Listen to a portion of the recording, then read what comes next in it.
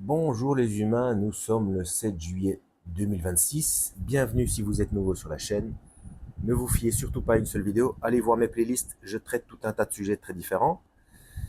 Alors normalement ça devrait fonctionner parce que je viens d'avoir une information venant de mon téléphone et apparemment il s'est enfin décidé à transférer des, des données du téléphone vers la carte SD.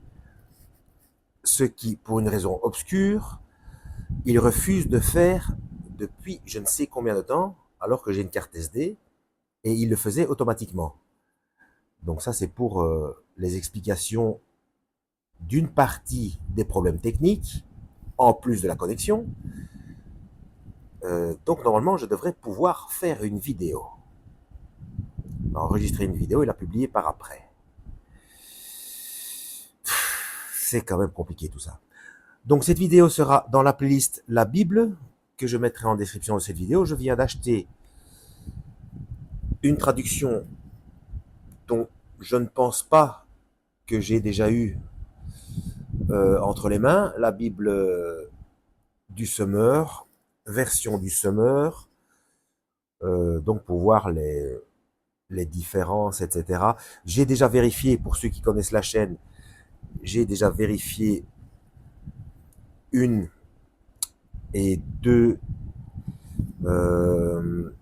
concernant les versets disparus, que je n'ai plus jamais retrouvés. Hein. Donc dans la version du Semeur, il n'y a toujours pas dans Matthieu 24 où il est indiqué vous entendrez parler de guerre et de bruit de guerre. Et moi, j'ai lu en 1986 et la nature deviendra folle. Je ne l'ai plus jamais retrouvé. Et là, je fais une deuxième vérification. Philémon. Par contre, je vois qu'ici, il y a une proposition de technique de lecture. Lire la Bible en 2 ans. Donc, je vous donne un exemple. Hein, le matin du premier jour, Matthieu 1, et le soir, Genèse 1. Voilà, je vous montre comment ça se présente. C'est vraiment pas beaucoup, hein. Donc, 2 chapitres par jour. Vous voyez. Bon, je ne sais pas ce que ça donne à l'écran, parce que, comme d'habitude, je ne vois pas ce que je montre. Et quelques jolies cartes en couleur. Bon, bref, je voudrais voir s'il y a le 616 à côté du 666. Donc, pour ceux qui s'en rappellent, j'avais dit que dans la version que j'avais moi en 1986, il n'y a pas moyen de tomber sur cette version. Il y avait 666 en hébreu qui veut dire 616 en grec. Ou inverse. Et je n'ai plus jamais retrouvé cette curiosité. Et je ne sais plus s'il y avait l'explication de cela. Et euh, je crois que, non, le nombre est 666, hein, bien sûr. Hein. Mais c'est de nouveau en toutes lettres. Je ne le vois plus jamais en chiffres. C'est bizarre, hein. Alors, je vais lire. Oui, si je me rappelle bien, il y a au moins 4 versets, 4 ou 5 versets dont je me suis souvenu et que je ne trouve plus ailleurs. Et j'en ai fait 2 ou 3 vidéos où dans le titre, il y a les versets disparus. Et il faut probablement fouiner dans ma playlist la Bible, hein, pour trouver ces vidéos où je parle des versets disparus. Parce que là j'en ai de nouveau que 2 en tête. Donc c'est dans Matthieu 24, vous entendrez parler de guerre, de bruit de guerre ou de rumeurs de guerre, et que la nature deviendra folle, ce qui ne contredit pas. Hein, c'est ah si j'ai un troisième qui me revient. Donc ça ne contredit pas, hein, puisqu'en effet les, euh, les baleines s'échouent sur la plage, puis on a vu pendant le premier confinement ces animaux qui tournaient en rond, et puis d'autres choses beaucoup plus humaines, si vous voyez ce que je veux dire. allez voir ma playlist perversion ou pas des codes de Dieu. Dès la première vidéo, je pense, hein, où je parle des couleurs, notamment des couleurs de l'arc-en-ciel. C'est un code qui a été volé. Hein. À la base, les couleurs de l'arc-en-ciel, c'était une alliance avec Noé. C'était l'alliance avec Noé.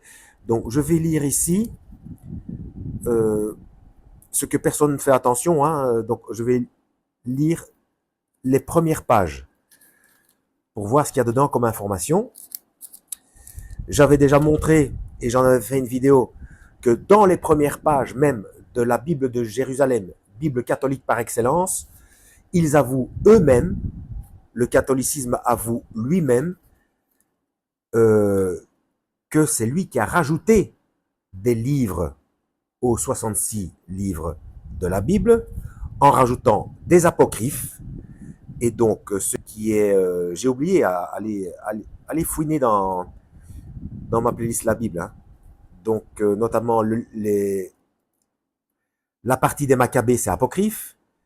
Jubilé, c'est apocryphe aussi, je crois. Puis encore d'autres choses. Mais bon, le fait d'arriver à 73 ou 73 livres, il y a apocryphe et d'autres rajouts. Et donc, le protestantisme n'a rien retiré du tout. Hein. Il est bien indiqué dans la Bible de Jérusalem que c'est la Bible de Jérusalem, donc le catholicisme, qui a rajouté des textes. Et ça, c'est dans les premières pages que personne ne lit. D'où le débat. Donc, le débat est obsolète. Hein. Il n'y a plus de débat. Donc là, je vais lire les premières pages de la Bible du Semeur. Alors, texte, copyright, les dates, utilisées avec la permission de Biblica, tout droit international. Bon, évidemment, le début, ce sera assez rébarbatif. Hein. Alors, la Bible du Semeur est une marque déposée auprès de l'Office de l'Union européenne pour la propriété intellectuelle EUIPO par Biblica INC, utilisée avec autorisation. Mais je préfère le lire, hein, parce qu'on ne sait jamais. Parfois, on tombe sur des infos intéressantes. Hein. Alors, le texte de la Bible du Semeur peut être cité sur tout support, entre parenthèses écrit, visuel, numérique ou audio, pour autant que la citation n'excède pas 500 versets. Déjà une restriction. Déjà une restriction. C'est curieux. Donc, pour autant que la citation n'excède pas 500 versets, sans qu'il soit nécessaire de solliciter l'autorisation écrite de l'éditeur, à la condition que les versets cités ne représentent ni un livre complet, ni la Bible, enfin, ni un livre complet de la Bible, ni 25%, ou plus du texte total de l'œuvre en question. Pour de telles citations, mention du copyright devra figurer en page de titre ou de copyright de l'œuvre sous la forme suivante. Citation biblique extraite de la Bible du Semeur, texte copyright 1992, 92, 1999, 99, 2015, Biblica INC, utilisé avec la permission de Biblica INC, tout droit réservé. Qu'est-ce que c'est? Déjà, moi, je trouve ça louche. On n'a pas à faire des restrictions de ce texte, de la parole de Dieu. Le Christ a dit, donc parole de Dieu faite chair, il a bien dit, il vous a été donné gratuitement, donné gratuitement. Donc là, apparemment, il ne faut pas, au niveau des autorisations, enfin, je ne vais pas relire, hein, m'avouer que c'est quand même assez perturbant. Alors, pour les citations de la Bible du Semeur utilisées sur des supports non commerciaux, tels que les bulletins paroissiaux, affiches, diapositives ou autres, la mention intégrale indiquée ci-dessus n'est pas obligatoire, mais les mots Bible du Semeur doivent figurer à la fin de chaque citation. Non commerciaux, ça veut dire que au-dessus, ce serait commerciaux. Mais ça ne peut pas être commercialisé. On ne commercialise pas la parole de Dieu, bon sang. Qu'est-ce que c'est que c'est? Alors, au-delà de ces limites, je vais arrêter de réfléchir à haute voix parce que sinon ça va perturber la lecture. Au-delà de ces limites, veuillez adresser votre demande d'autorisation en ligne à biblica.com ou par courrier à Biblica INC, Right and Permission, 1820 Jetstream Drive. Pourquoi le nom de ce courant c'est un courant marin, le Jetstream, ou un courant aérien, je ne sais plus, mais bref, Drive. Donc La conduite, donc drive en anglais, c'est conduire, hein, donc la conduite du jet stream. Qu'est-ce que c'est que cette histoire? 1820, jet stream, il y a peut-être un code que vous comprenez là-dedans, hein, moi je ne vois rien. Colorado Spring, CO 80 921 36 96 ou 36 96 USA 80 921. Je connais ce code postal. Pourquoi? J'ai jamais été aux États-Unis de ma vie. Bizarre. Alors, Biblica, la Société biblique internationale, diffuse la parole de Dieu par la traduction de la Bible et la publication de Bibles en Afrique, en Asie, en Europe, en Amérique latine, au Moyen-Orient et en Amérique du Nord, pour que la vie des gens soit transformée par la relation avec Jésus-Christ. Ouais, mais juste au-dessus, là, on nous parle de restrictions, sauf si ce n'est pas commercial. Donc, s'il y a sauf si ce n'est pas commercial, ça veut dire que euh, ça peut être commercialisé selon une certaine quantité. Qu'est-ce que c'est que ce cirque? Ensuite, les formats, les différentes couleurs, ça c'est pas grave. Papapam, font des cartes fournies par Oxford. Ah, ça vient des cartographiés d'Oxford. Ok. Allez voir ma playlist FM. Alors, présentation. Ah, du coup, j'ai oublié, ça fait déjà 11 minutes. Je ne sais pas si depuis que mon téléphone a enfin pris la décision de se réinitialiser, pardon, je ne sais pas si j'aurai du décalage de son. J'espère que non. Bon, on continue. Alors, présentation de la Bible du Semeur. La Bible. En tout cas, ça fait presque 12 minutes, ça n'a toujours pas coupé. Tant que je gagne, je joue. Alors, présentation de la Bible du Semeur. La Bible. La Bible qui a marqué l'histoire de l'humanité comme aucun autre livre et pour celui qui la découvre un recueil à plusieurs égards surprenant. L'une de ses particularités est d'avoir été rédigée en deux langues très différentes, l'hébreu, avec quelques passages en araméen pour l'Ancien Testament, et le grec pour le Nouveau Testament. Là, je vais de nouveau faire une petite parenthèse. Si vous suivez ma chaîne ou si vous avez ces informations d'ailleurs, vous le savez.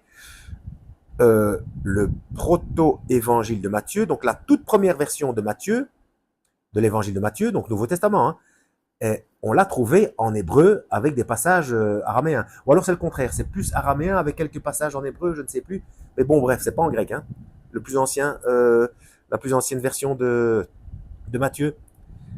Alors, sa composition s'est échelonnée sur plusieurs siècles et ses écrits sont de genres variés.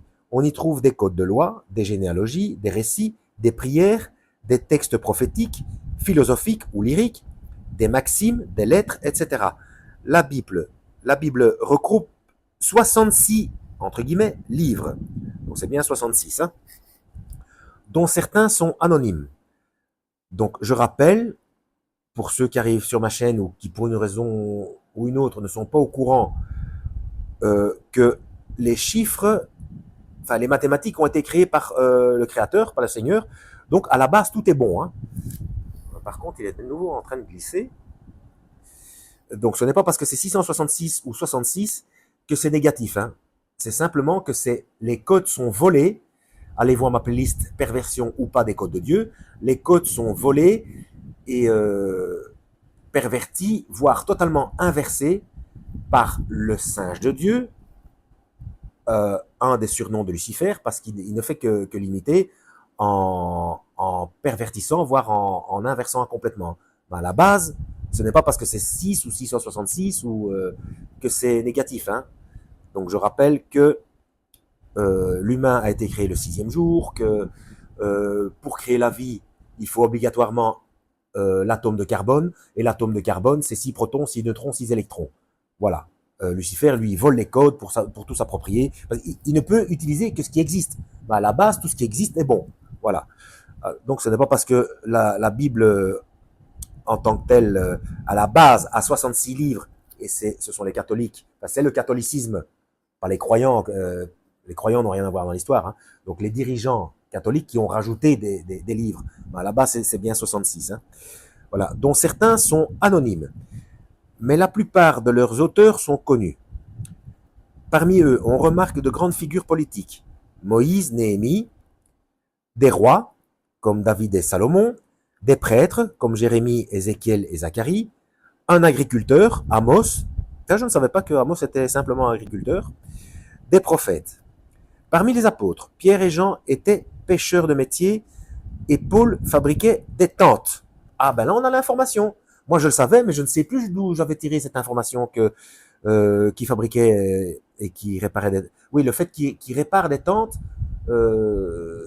c'est dans Corinthiens, Colossiens, je ne sais plus, enfin bref, c'est dans le Nouveau Testament quelque part, réparation, mais je ne sais plus s'il fait mention qu'il en fabriquait. Bref, donc il bossait quoi, il travaillait. Alors, par la diversité de ses auteurs et des écrits qui la composent, la Bible constitue une véritable bibliothèque. C'est ça que ça veut dire en fait. Hein. Bible, ça vient de biblia qui veut dire bibliothèque. Cependant, le recueil qu'elle forme témoigne d'une unité profonde, inscrite dans l'histoire et révélée par le lien qui unit ces deux parties principales, l'Ancien et le Nouveau Testament. L'Ancien Testament, c'est-à-dire le livre de la première alliance de Dieu avec son peuple, est le livre de la préparation au salut, alors que l'homme s'est révolté contre son Créateur. Dieu, dans son amour, a voulu sauver ceux qui accepteraient sa grâce. C'est pas précisé, mais en fait, c'est sauver de l'enfer. Hein. On mérite tous l'enfer. Et donc, Dieu avait, depuis le départ, un programme pour nous sauver de l'enfer. Donc, on parle du salut de l'âme. Hein. On ne parle pas d'être sauvé, de pas risquer de se faire écraser ou de pouvoir se promener... vous voyez ce que je veux dire. Hein, ce n'est pas une licence pour être complètement imprudent. Hein. Alors,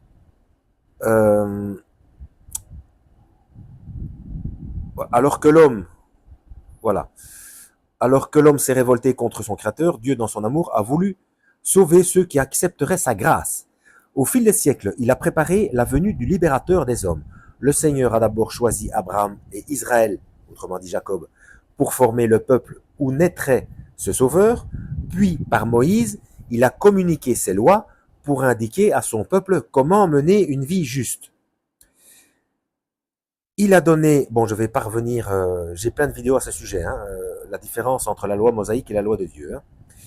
Il a donné à Israël un pays, préfiguration de la nouvelle terre à venir, intronisé un roi, annonce du Messie promis, et fait construire un temple, image de la présence future de Dieu au milieu de la communauté des sauvés.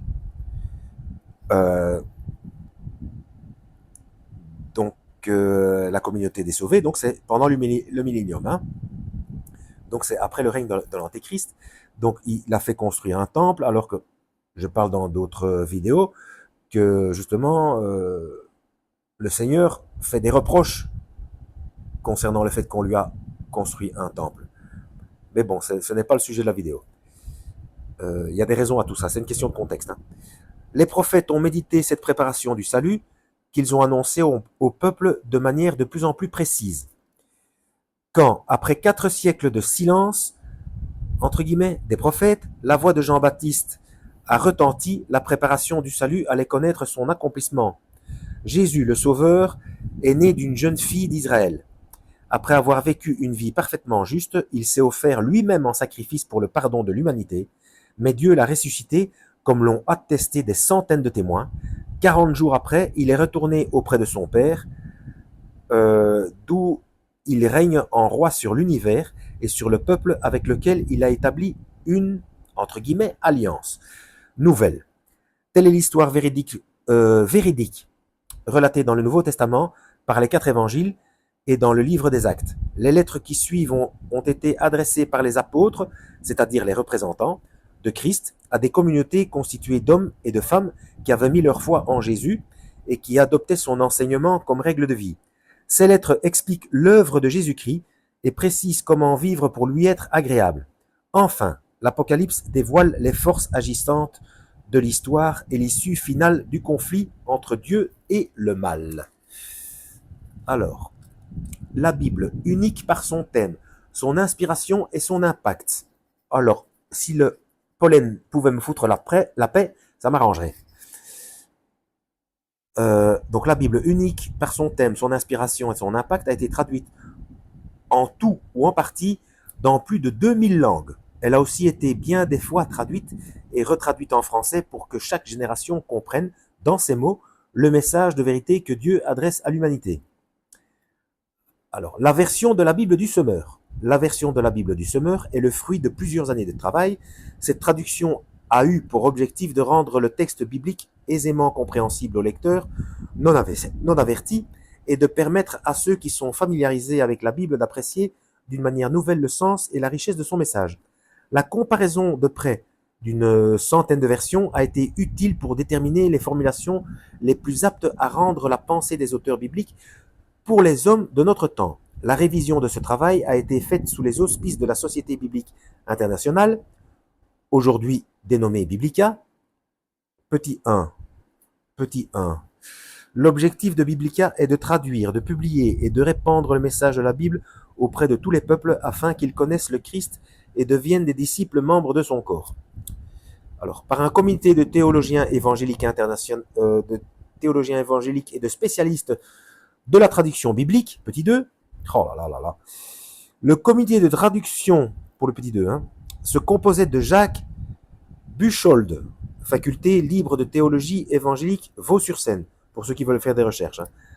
Alfred Kuen, K-U-E-N, Institut biblique et missionnaire Emmaüs Saint-Légier. André Loverini, professeur agrégé de grec, Montpellier. Et Sylvain Romerovski, Institut biblique Nogent-sur-Marne, ont participé à la traduction, au contrôle exégétique ou à la relecture de certains livres. Samuel Benetro, Henri Blocher, Amar Djabala, R.F. Doulière, Hubert Goudineau, Jacques Lemaire, Jean-Claude Margot, Émile Nicole, Isabelle Olkenovitch, Christophe Paya ont collaboré à la relecture stylistique. Jacques Blocher, Claude Bernard Costecalde. En 1997-98 ou 97-98, le comité de traduction a entrepris une révision de fond de l'édition de 1992 ou 92, déjà améliorée par des corrections mineures dans les éditions ultérieures. Avant de continuer, je rappelle quand même que tout ce que j'ai expliqué de la seconde 21, ils ont quand même fait des recherches et des corrections dans les textes hébreux, araméens et grecs. Ici, apparemment, ce sont des versions françaises qui sont retravaillées. Qu'est-ce que je voulais dire? Oui, donc du coup, c'est pour ça que j'ai bien plus confiance. Et après avoir fait certaines vérifications, pas tout évidemment, aucune n'est à 100%. Mais de toute manière, je n'ai quasiment aucune confiance en la seconde 1910, alors que j'ai confiance en la seconde 21. Vous voyez? Alors, il a été secondé par des spécialistes d'Europe, d'Amérique et d'Afrique convoqués pour un séminaire de traduction par la Société biblique internationale à la faculté libre de théologie évangélique de Vaux-sur-Seine. Le comité de révision se composait, en plus du comité de traduction, de messieurs Siméon Aviarimana, Société biblique internationale Afrique, Harold Calemain, faculté libre de théologie réformée Aix-en-Provence, Scott Munger, je pense, consultant en traduction, Société biblique internationale États-Unis, Erwin Hochmeyer, Institut biblique belge. Jane Rubing, responsable des traductions de la Société biblique internationale États-Unis, Tite Thienot, faculté de théologie évangélique de l'Alliance chrétienne Abidjan et Trinity Evangelical Divinity School, Chicago, Deerfield. J'ai un accent anglais à couper au couteau. Isaac Zokoué, faculté de théologie évangélique de Banjul. Tiens, j'ai une fois été en Gambie. Beau pays.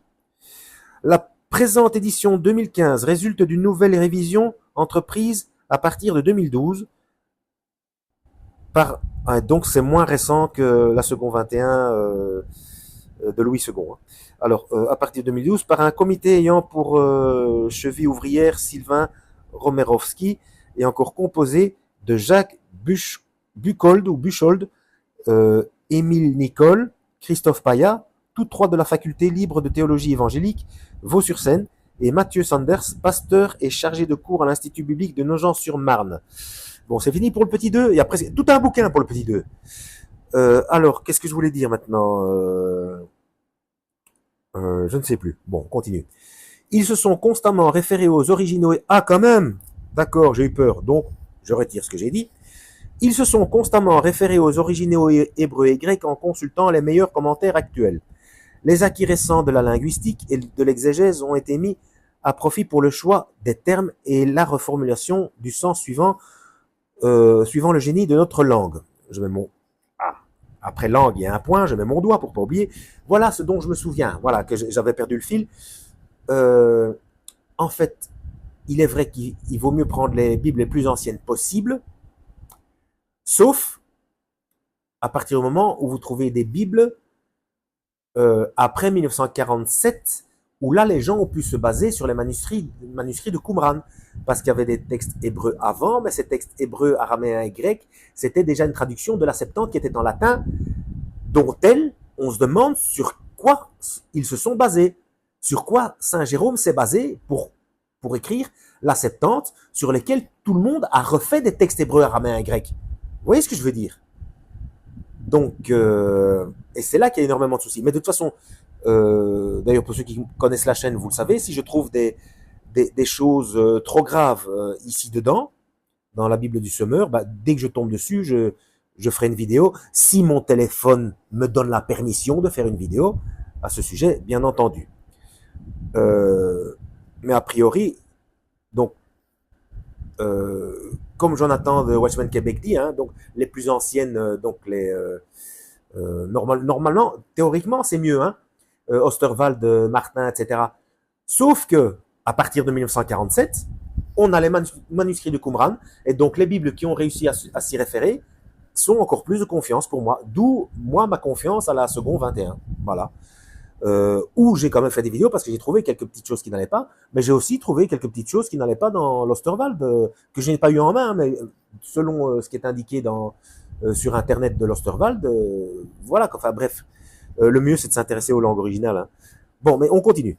Cet effort considérable a été motivé par le désir de mettre à la disposition du public francophone un texte pouvant servir à la fois à un premier contact avec la Bible, à la lecture et à la méditation personnelle, à l'étude approfondie et à la lecture publique. L'objectif premier de l'équipe de traduction a été d'allier fidélité aux originaux et compréhensibilité du texte. Je remets mon doigt sur le point. Il y a un point après le mot texte parce que je me souviens encore d'un verset disparu dont j'ai parlé, mais ça ferait déjà 3 dans cette vidéo-ci, ce qui est quand même intéressant. C'est Pierre qui demande, je ne sais plus où, je ne sais plus dans quel évangile ni dans quel chapitre, mais Pierre, Képha, qui demande au Seigneur, pouvons-nous boire du vin? Et le Seigneur répond, vous pouvez boire du fruit de la vigne, mais vous ne pouvez pas vous en enivrer. Voilà, je vais voir si je retrouve ça ici dans la Bible du semeur. Je n'ai plus jamais retrouvé ça dans aucune Bible. Donc, les 3 versets que je viens de vous parler, là, c'est dans la première Bible que j'ai lue en 1986. C'est quand même extraordinaire. Et ces 3-là, ça ne contredit rien. Ça ne contredit strictement rien. Hein. Enfin, bref. Une attention spéciale a été portée à la dimension esthétique du texte pour rendre la prose de manière bien fluide et la poésie par des vers libres présentant une certaine régularité rythmique. Chaque texte poétique suit en français un rythme syllabique, soit pair, soit impair. Bon, si jamais, pour les nouveaux qui arrivent, si jamais il y a un décalage de son, regardez ailleurs, ne regardez pas l'image. Hein. Bon, je sais, je suis désolé, mais je peux rien faire. Je suis maudit par la technologie. Voilà. Alors, comme les vers de la traduction française ne peuvent souvent pas correspondre au segment de l'hébreu, les textes sont disposés de manière à faire apparaître des lignes de l'original et le découpage en vers libres français est signalé par le signe entre guillemets, c'est une petite barre verticale. Je ne sais pas si c'est un L minuscule ou un 1. Bref. La révision 2015 de la Bible du semeur, qui inclut de nombreuses modifications, bah oui, s'ils se sont basés sur les manuscrits de Qumran, bah bienvenue, hein, a tenté de mettre encore mieux en œuvre les principes linguistiques de la traduction en équivalence fonctionnelle, appelée parfois traduction dynamique, qui ont présidé à la traduction de la Bible du semeur dès son origine. Leur application demande beaucoup de doigté. J'aurais dû prendre quelque chose à boire. Euh, car il ne s'agit pas de reproduire la forme de l'hébreu, de l'araméen et du grec, mais de rendre le sens des textes originaux. Oui, c'est vrai parce que j'ai fait quelques vidéos avec la Bible Chouraki qui ça permet d'éclairer sur certaines choses, mais parfois c'est vraiment très très compliqué parce que la tournure des phrases est vraiment étrange, hein, parce qu'ils essayent vraiment, la Bible Chouraki essaye vraiment de se rapprocher de l'hébreu, de l'araméen et du grec, et mais bizarrement, et puis il y a du latin aussi. Je suis désolé, Pierre, ce n'est pas Petro, je sais plus comment ils le disent en latin, mais c'est pas du tout en latin, jamais de la vie, hein. Bref. La révision 2015 a donc été particulièrement attentive au point suivant. Alors, premier point, la nécessité de rendre le sens de l'original de manière encore plus précise et plus claire. Deuxième point, dans les notes, une prise en compte plus étendue d'autres compréhensibles possibles du texte biblique que celles qui ont été retenues dans la traduction, formulées elles aussi, de manière claire et précise. Troisième point, la traduction des mots des registres religieux et profanes dans les langues originales par des mots des registres religieux et profanes en français, respectivement. C'est ainsi par exemple que l'expression révérer l'Éternel, BS, donc Bible Summer version 2000, a été rendue par craindre l'Éternel. D'accord. Quatrième point et dernier, la recherche de l'économie de mots dans l'équivalence fonctionnelle de ce qui a conduit à rendre le texte parfois plus sobre dans la traduction du sens. J'espère que je lis correctement parce que je commence à être fatigué et je ne comprends plus ce que je lis, hein. Alors, le vœu des éditeurs est que cette version de la Bible du Semeur conduise beaucoup de lecteurs à connaître Jésus-Christ, la parole de vie, qui offre la vie et change les vies. Oui, qui offre la vie éternelle. Il faut préciser la vie éternelle, hein, parce qu'à cause de ça, c'est à cause de ça que ce genre de mauvaise compréhension qu'on a des doctrines comme la licence pour pécher, comment ça s'appelle ça, la l'hypergrâce et tout ce genre de choses, hein. Alors, le comité de traduction, février 2015. Oui, l'herbe se dessèche et la fleur se flétrit, mais la parole de Dieu, la parole de notre Dieu subsistera toujours. Ça, c'est d'ailleurs une petite citation de Ésaïe chapitre 40, verset 8. Ça fait plus d'une demi-heure. Eh bien, je vais terminer ici parce qu'il y a encore des infos et ce sera plus court. Donc, comment lire la Bible chaque jour, ce que eux disent, et avis au lecteur. Et quand ce sera fait, on s'arrêtera là. Et moi, je commencerai à jeter un œil là-dedans. Donc, à la prochaine, lisez la Bible. Quoique, il n'y a pas beaucoup, hein. Donc, autant il y a la fond, décalage sonore ou pas, tant qu'à faire, ce serait vraiment bête de me rendre compte que j'ai pas le droit de publier tout ça parce que je fais une vidéo à part. Donc, on va terminer comment ça s'appelle ça, la préface de la Bible du Semeur, comme ça c'est fait. Alors, je viens de terminer ça. Comment lire la Bible chaque jour, selon la Bible du Semeur? Alors, le faire à une heure et à un endroit fixe. Je dirais que ça, c'est plutôt pour ceux qui ont du mal à être enclin à avoir une certaine discipline. Oui, voilà, c'est l'heure et c'est ici et maintenant, il faut le faire. Moi, j'ai pas de moment, hein, donc dès que, bref. Second point, priez Dieu de vous aider à comprendre sa parole. Entièrement d'accord. Lisez dans la Bible avec soin le passage. Pour le troisième point, absolument. Réfléchissez au texte lu. Oui. Par contre, je dirais aussi ne pas trop se prendre la tête, parce que parfois c'est dans une relecture ou un autre jour, à une autre époque, etc. On retombe dessus et on comprend. Si c'est pas décidé que vous compreniez tout de suite, vous comprendrez pas. Parfois il y a des choses. Ouais, parfois je retombe sur des choses simples, hein, mais c'était pas le moment de comprendre. J'ai pas d'autre explication. Alors ça c'est pour les. Donc réfléchissez au texte lu, quatrième point. Cinquième point. Répondez aux questions ci-dessous, au moins à une d'entre elles. Ouais, les questions, c'est après. Hein. 1, 2, 3, 4, 5. Sixième point. Choisissez le plus beau verset ou les mots qui vous parlent le plus. Copiez-les dans un carnet. Redites-les aux autres. Ça, c'est pour ceux qui sont enfin, pour les non-isolés. Voilà. Oh. Pensez-y pendant la journée. Euh, en fait, il y a 8 points. Pollen, fous-moi la paix. Ça suffit. Oh. 7e point, priez. 8e point, puis allez et obéissez à ce que Dieu vous a dit. Ouais, mais il faut bien comprendre. Hein. Qu'est-ce qui se passe là? C'est quoi qui vole ici? Enfin, j'ai des plantes là-bas, mais bon. Alors, ouais, mais obéissez à ce que Dieu vous a dit. Mais il faut d'abord comprendre, hein, parce que mal interprété, c'est le... Enfin, bref. Question, il y en a 8 aussi. Bon sang, ça fait déjà 2 fois. Donc 1, 2, 3, 4, 5, 6, 7, 8. 8 points et 8 questions à se poser. Donc 8, le chiffre du Christ. Intéressant. Alors, première question. De quoi ou de qui parlent ces versets? Deuxième question. Est-ce que ce passage m'apprend quelque chose sur Dieu? Troisième question à se poser. Y a-t-il un exemple à suivre ou à ne pas suivre? Quatrième question à se poser. Y a-t-il un ordre auquel obéir? Cinquième question à se poser. Y a-t-il une promesse? Sixième question à se poser. Y a-t-il un avertissement? Septième. Quelle vérité Dieu me révèle-t-il?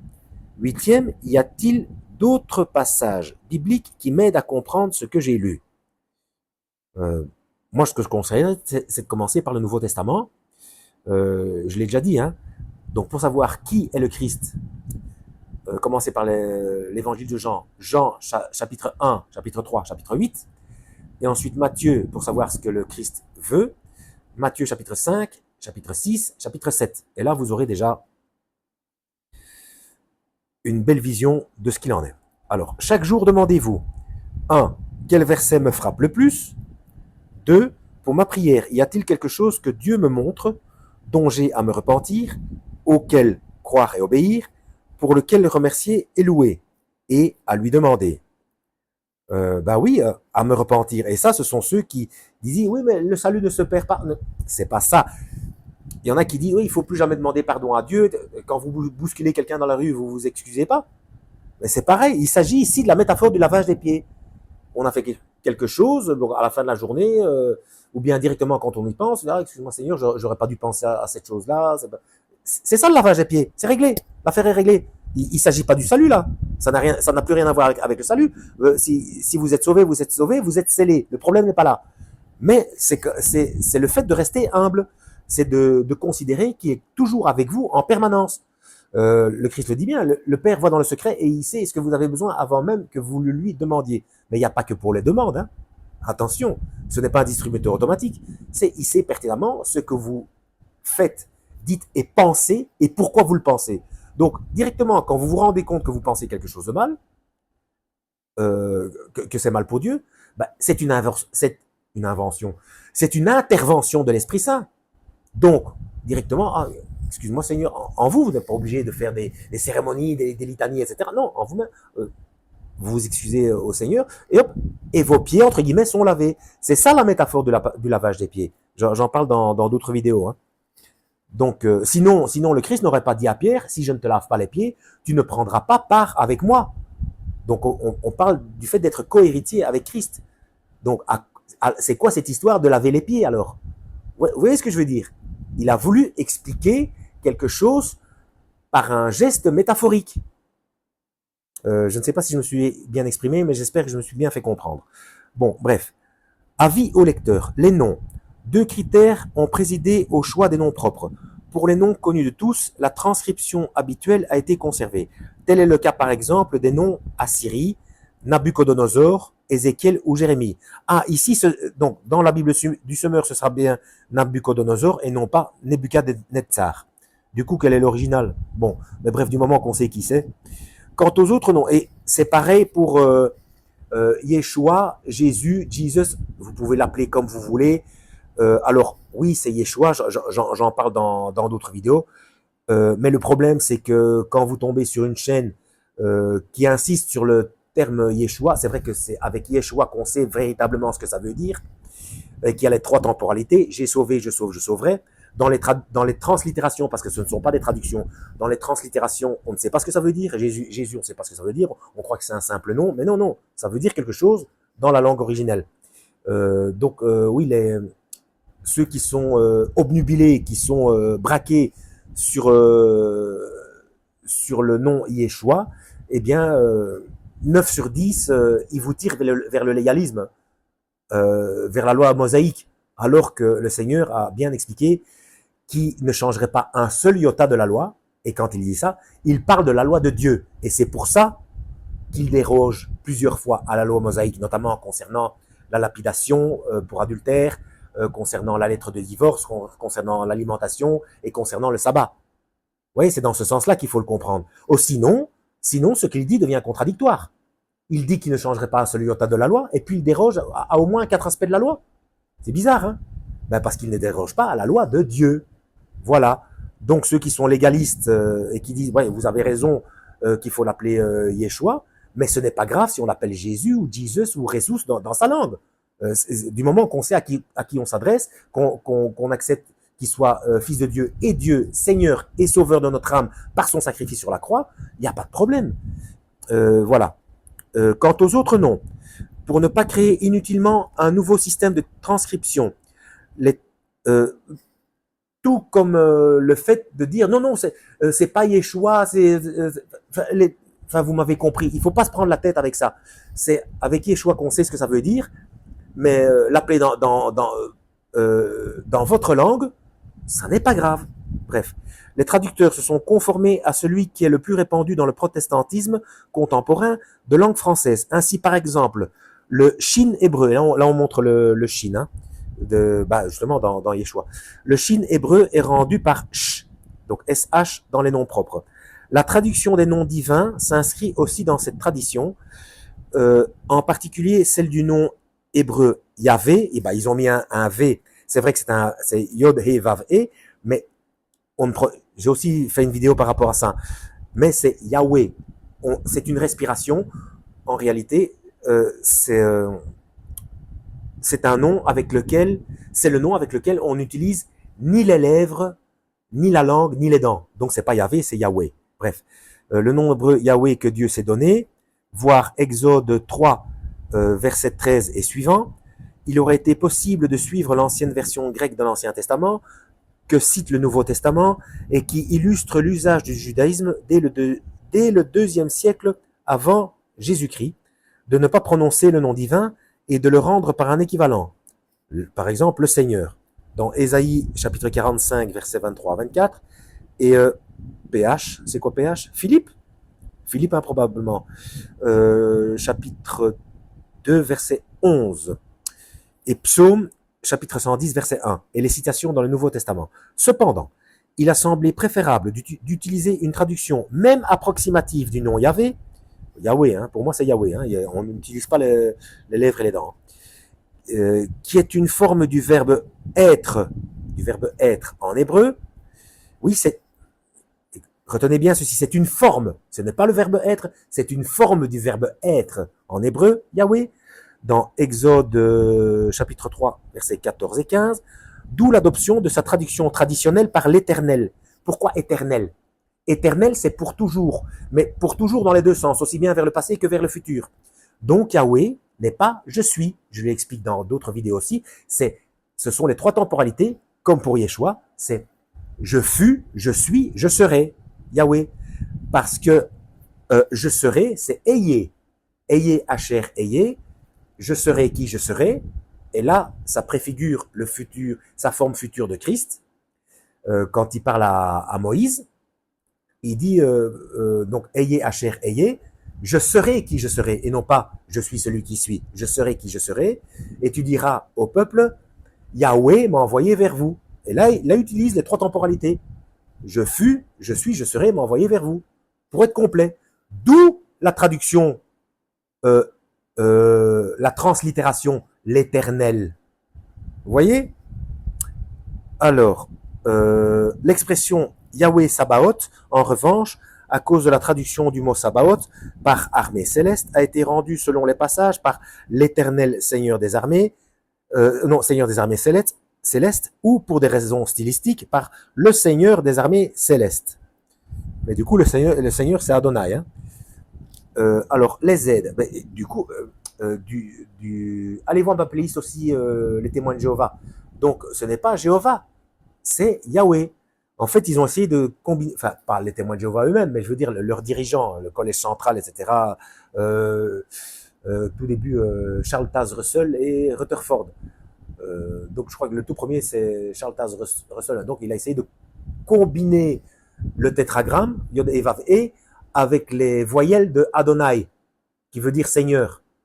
Mais c'est pas lui. Il y en a qui vont encore plus loin. Je ne sais pas, j'ai pas vérifié la chose. Il paraîtrait que Jéhovah, c'est un nom existant, un véritable nom existant, mais ce serait un démon de la Kabbale juive. Alors là, je ne m'avance pas, j'en sais rien du tout. Hein. Je trouve ça un peu fort de café, mais bon. Alors, mais c'est Yahweh, hein, tout simplement. Alors, et puis c'est pas grave, c'est pas grave. Seigneur, d'ailleurs, le Christ l'a dit, on peut l'appeler Abba, Père. Voilà, c'est notre Créateur, on est ses enfants, voilà, c'est tout. Donc, papounet si vous voulez. Bref, on continue. Les aides.